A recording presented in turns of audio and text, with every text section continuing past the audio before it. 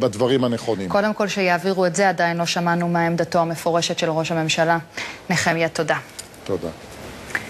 ועכשיו לפינה שלנו, סגרו עסקה. הפעם אלעד שמחיוב בדק כמה עלתה דירת דופלקס בת 5 חדרים בבית שמש, והאם זאת הייתה עסקה משתלמת? הנה.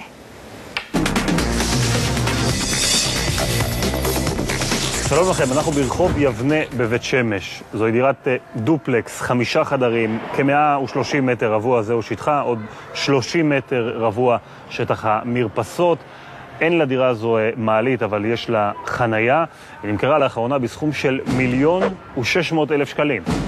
אז בואו ניכנס ונראה אם שווה לעשות עסקה.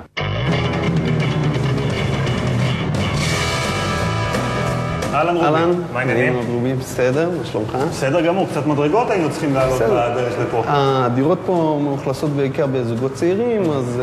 הם מסתדרים עם המדרגות. סלון די מרווח, עם נוף קדמי מאוד מאוד יפה.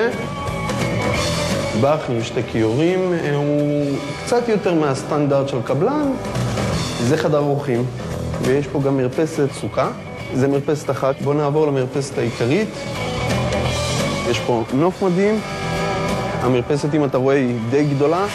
יש פה גן ילדים שנמצא ממש למטה. מעבר לזה יש כאן כביש ראשי. כביש ראשי.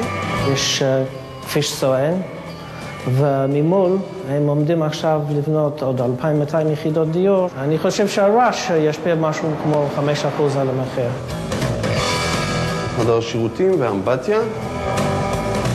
זה החדר עם יחידת הורים, ויש פה מרפסת שמש די נחמדה. בעצם היא פרטית לחדר ההורים. היא פרטית לחדר ההורים. זה עליית גג, שיש אפשרות להרחיב פה עוד 2 חדרים. אני רואה שזה כבר בתהליכי עבודה, כלומר... זה בתהליכי עבודה. אני לא בטוח שלמרות שהם מוכרים את הדירה עם אפשרות לעשות עוד 2 חדרים, שיש באמת זכויות בנייה לעשות אותם.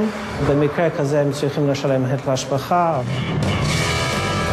הדירה ישבה על המדף 1.5 חודשים. המחיר המבוקש שלה היה 1,670,000. אוקיי, מחיר הסגירה? מחיר סגירה 1,600,000.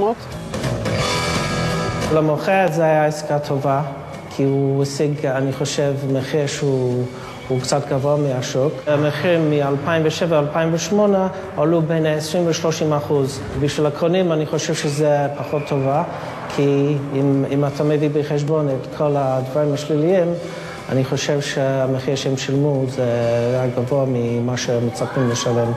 נכון, הדירה גדולה ומרווחת, אבל היא סובלת ממטרדי רעש בדמות כביש ראשי וגן ילדים מתחת לבית. יכול להיות שלקונים הספציפיים המטרדים הללו לא מפריעים, אבל נדמה שהם היו צריכים להשפיע מעט יותר על המחיר ולהוריד אותו מעט יותר.